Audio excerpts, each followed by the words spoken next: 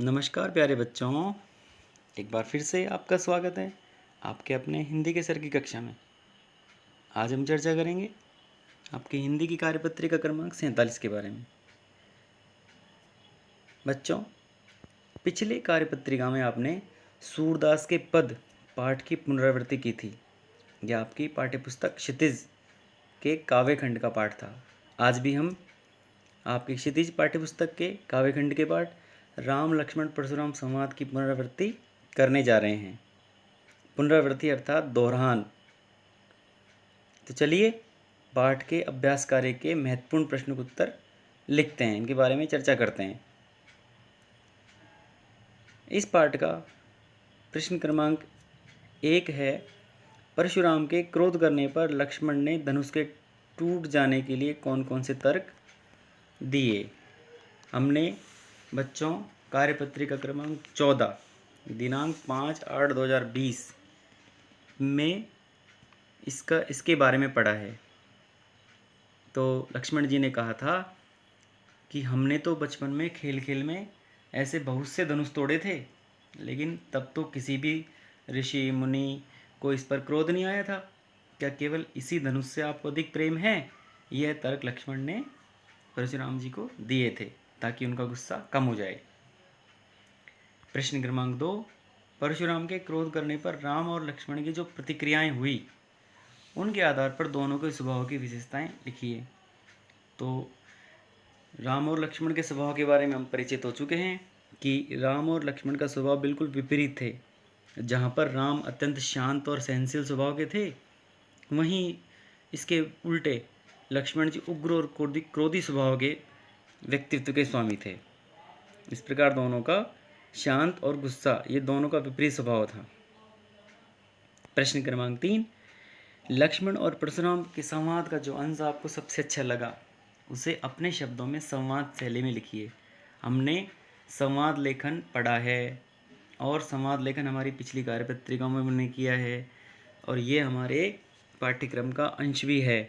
तो हमें लक्ष्मण और परशुराम जी के संवाद में जो अंश हमको सबसे अच्छा लगा, यह आपके ऊपर निर्भर करता है कि आपको क्या अच्छा लगा है, उसे दोनों की आपसी बातचीत के रूप में आपको लिखना है। जैसे लक्ष्मण जी बोले हंसकर, अहो मुनीश्वर, आप स्वयं को महान योद्धा मानते हैं, मुझे बार बार कुल्हाड़ी दिखाते हैं और फूंक से पहाड़ उड़ाना चाहते हैं। परशुराम क्रोध से भरकर, अब कोई मुझे दोष मत देना, यह बालक निश्चय ही मारे जाने योग्य है। इस प्रकार हम संवाद यानी आपसी बातचीत के माध्यम से दोनों की चर्चा को दिखा सकते हैं। प्रश्न क्रमांक 4, भाव स्पष्ट कीजिए। विहसी लगन बोले मृदुवानी, अहो मुनीश महाभटमानी, पुनि पुनि मोहि देखाव कुठारू, चहत उड़ावन फूकी पहारू। इसका भाव स्पष्ट करना है, इसका भावार्थ लिखना है।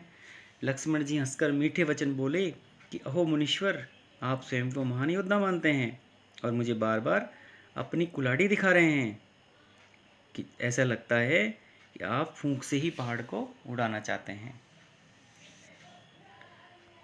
अगला है, यहाँ कुबड़बतिया को नाई, जे तर्जनी देखी मर जाही, देखी कुठारू सरासन बाना, मैं कछु कहा सहित अभिमाना।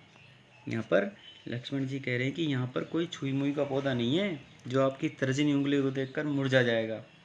हे मुनि, मैंने जो कुछ कहा आपकी कुल्हाड़ी और धनुष बाण को देखकर अभिमान से कहा। तो ये उनके भावार्थ। प्रश्न क्रमांक 5, ये गतिविधि पर प्रश्न है। दूसरों की क्षमताओं को कम नहीं आंकना चाहिए, दूसरे को ये नहीं समझना चाहिए कि कम है। इस शीर्षक पर अपना अनुभव लिखना है कि आपने किसी को कम समझ लिया और बाद में पता चला कि ये तो बहुत महान था। अथवा कल्पना करके कहानी भी लिख सकते हैं, यह आप खुद करेंगे। बच्चों, आपके लिए एक कोविड के संदर्भ में संदेश है।